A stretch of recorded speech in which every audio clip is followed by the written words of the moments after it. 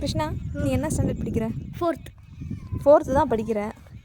ஆனால் ஒரு நிமிஷம் உன் மூக்கு காட்டேன். உன் மூக்கில் என்னது இது? பிம்பிள். எப்படி வந்துச்சு தெரியல. ஐஸ்கிரீம் சாப்பிட்டேன். பிம்பிள் வருமா? சரி இங்கே பாரு, ஹேர் கட் எப்படி இருக்கு? நல்லா இருக்கு, பட் கொஞ்சம் ஒரு மாதிரியா இருக்கு.